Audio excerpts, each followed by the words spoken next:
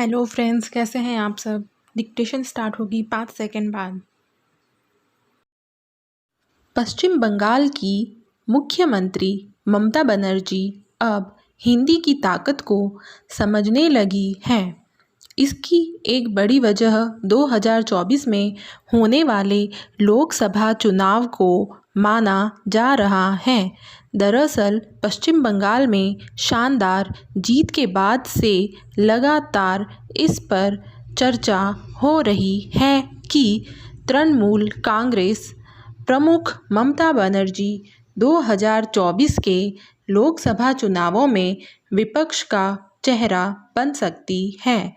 लेकिन इस राह में उनकी अच्छी हिंदी नहीं आना एक बड़ी अड़चन है, जबकि हिंदी पट्टी वाले राज्यों, खास तौर पर उत्तर प्रदेश को दिल्ली की सत्ता तक पहुंचने या केंद्रीय राजनीति में आने की सीढ़ी माना जाता है।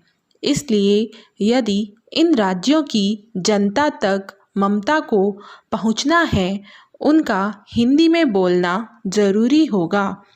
चर्चा है कि इसी वजह से ममता बनर्जी को अब हिंदी से खास लगाव हो गया है। पैरा ममता इन दिनों दिल्ली दौरे पर हैं। पश्चिम बंगाल की तीसरी बार मुख्यमंत्री बनने के बाद वे पहली बार दिल्ली आई हैं। अपने इस दौरे पर जहां वे सबसे पहले प्रधानमंत्री नरेंद्र मोदी से मिली, वहीं कांग्रेस अध्यक्ष सोनिया गांधी और दिल्ली के मुख्यमंत्री अरविंद केजरीवाल समेत कई नेताओं से भी मुलाकात की है। भाजपा से कड़ी टक्कर मिलने के बाद भी वे पश्चिम बंगाल की सत्ता पर काबिज होने में कामयाब हुई हैं। इसलिए कई सवालों के साथ बड़ी संख्या में पत्रकार भी उनसे मिलना चाहते थे। पैरा लिहाजा मुख्यमंत्री के साथ पत्रकारों की मुलाकात बुधवार को तृणमूल कांग्रेस के सांसद सुखेंदु शेखर राय के आवास पर रखी गई थी। अखबार और चैनलों के लगभग 60 पत्रकारों के साथ बुधवार को ममता बनर्जी ने एक अनौपचारिक बातचीत की, जहां राष्ट्रीय स्तर पर उनकी महत्वाकांक्षाओं और विपक्षी एकजुटता पर चर्चा हुई। सूत्रों के मुताबिक सुखेंदु शेखर राय ने औपचारिक तौर पर जब मीडिया को बंगाली में धन्यवाद देना शुरू किया, तो ममता ने उन्हें टोकते हुए कहा कि वे हिंदी में बात करें। पैरा ममता ने हिंदी में पूछे गए सभी सवालों के जवाब हिंदी में ही दिए। यह पूछे जाने पर कि उन्होंने अपनी हिंदी कैसे दुरुस्त कर ली है, उन्होंने कहा कि पीएम मोदी को हिंदी बोलते देख उनकी हिंदी भी अच्छी हो गई है। अमित शाह को देखकर गुजराती भी अच्छी हो गई है। ममता को अब तक टूटी फूटी हिंदी में ही बोलते देखा गया है। वे बंगाली और अंग्रेजी भाषा अच्छी तरह जानती हैं। दिसंबर 2020 में कथित तौर पर एक वायरल वीडियो में उन्हें यह दावा करते देखा गया था कि वे 14 भाषाएं जानती हैं। पैरा पश्चिम बंगाल का किला फतह करने के बाद राजनीतिक पंडित अब केंद्र की राजनीति में ममता बनर्जी की अहम भूमिका मान रहे हैं। ममता बनर्जी भी खुद उसी तरह से अपने आप को दिल्ली की राजनीति के लिए तैयार कर रही हैं। भाजपा को हराने के लिए विपक्ष को एकजुट करने की उनकी इस कवायद को इस रणनीति का हिस्सा माना जा रहा है। सूत्रों ने बताया कि जब कुछ पत्रकारों ने उनसे यह सवाल किया कि वे तो दिल्ली से बाहर की हैं, यहाँ कैसे काम करेगी, इस पर उन्होंने पीएम मोदी का उदाहरण देते हुए कहा, कैसे दिल्ली के पत्रकार गुजरात के मोदी को अपने बीच का मानते हैं, लेकिन उन्हें बाहरी मानते हैं। पैरा दरअसल ममता जान गई है कि बिना अच्छी हिंदी बोले हिंदी पट्टी जैसे यूपी, बिहार, मध्य प्रदेश, छत्तीसगढ़ और राजस्थान जैसे राज्यों के मतदाताओं का दिल जीते बिना दिल्ली की राजनीति करना संभव नहीं है। तृणमूल के रणनीतिकार खासकर प्रशांत किशोर भी ममता को यह समझा चुके हैं कि भाजपा से मुकाबला करना है तो हिंदी ही वो माध्यम है जिसके जरिए वे अपनी बात इन राज्यों की जनता तक आसानी से पहुंचा सकती हैं। दरअसल हिंदी पट्टी वाले राज्यों में भाजपा सबसे ताकतवर पार्टी है।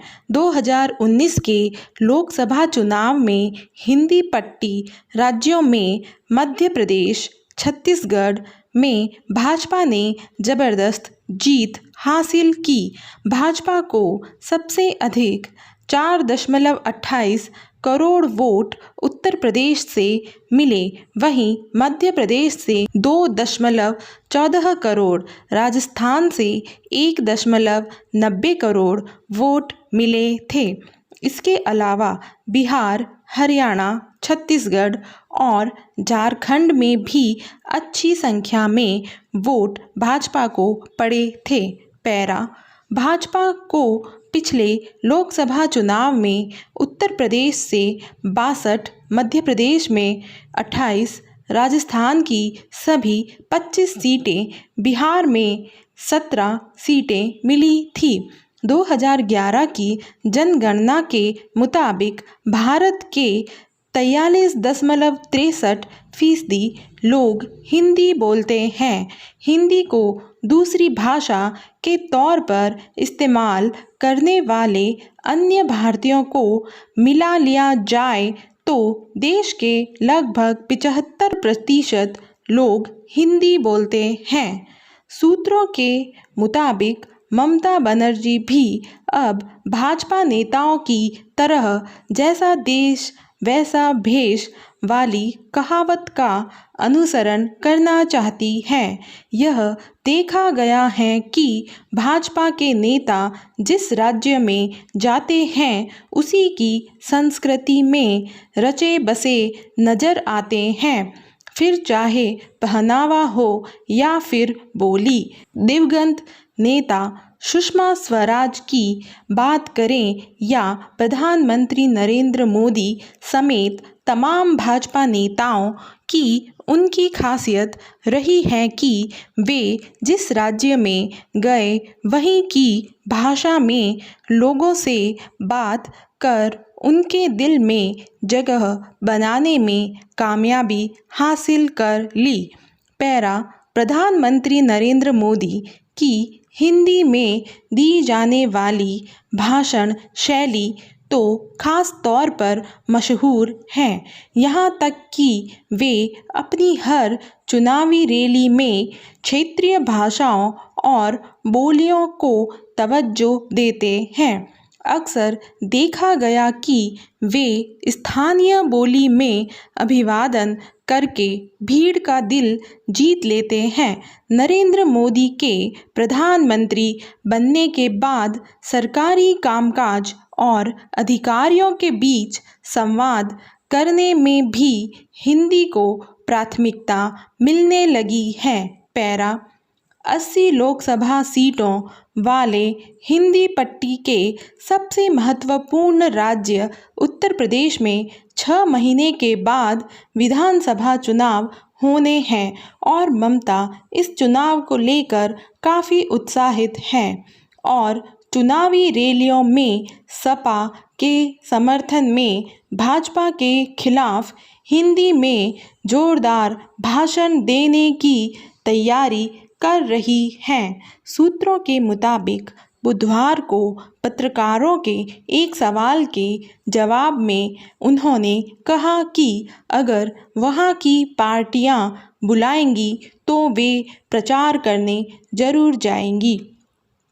पैरा पश्चिम बंगाल चुनाव के बाद से चर्चा इस बात की है कि ममता बनर्जी बनारस से नरेंद्र मोदी के खिलाफ चुनावी रण में उतर सकती हैं। हालांकि उन्होंने इस सवाल का सीधा जवाब तो नहीं दिया, बस इतना कहा कि मैं बनारस जरूर जाऊंगी।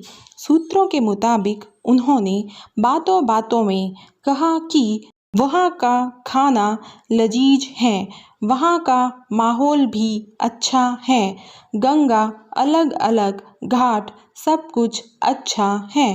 दरअसल ममता बनर्जी ने सीधे तौर पर कुछ न कहकर यह संकेत दे दिया कि वक्त आने पर वे काशी जाएंगी। समाप्त।